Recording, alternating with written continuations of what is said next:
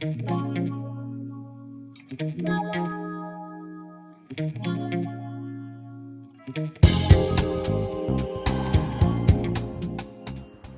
parlem de pobresa menstrual ens referim a que les persones tenen dificultats d'accés a objectes d'higiene íntima, però també ens referim a que aquestes persones tenen dificultat a obtenir aigua potable, a tenir sabó, per poder disposar de la higiene adequada per realitzar aquestes cures.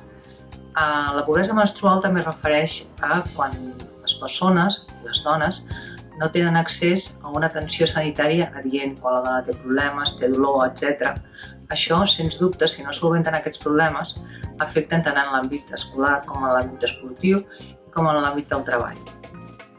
A Espanya sabem que un 20% de les dones estan en aquest nivell de pobresa menstrual. Per tant, com a país, Espanya podria estar equiparant-se a Escòcia o Nova Zelanda, que han fet una sèrie de reglaments en què han disminuït l'IVA dels productes d'higiene íntima o inclús es poden disposar de forma gratuïta per a totes les persones, però encara s'està debatint aquest problema.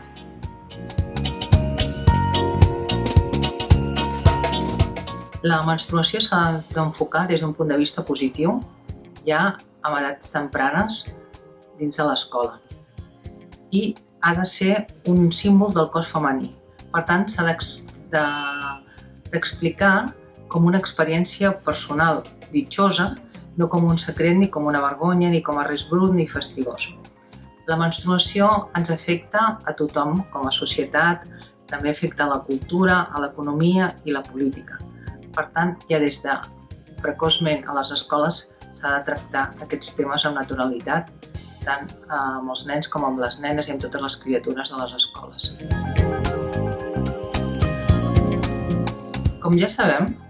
tots i totes, encara no s'ha normalitzat el fet de la menstruació, per tant continua tractant-se a les escoles i en les famílies com un tema confidencial i que fa vergonya. Per tant, hem de seguir treballant per aconseguir aquesta normalització d'aquesta situació i també que es disposin de banys adequats en els centres, amb aixetes per poder-se rentar les mans després de buidar la copa menstrual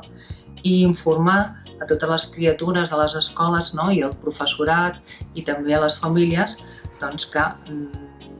la menstruació és un fet normal que s'ha de tractar a dins de les famílies i a les escoles com aquest fet.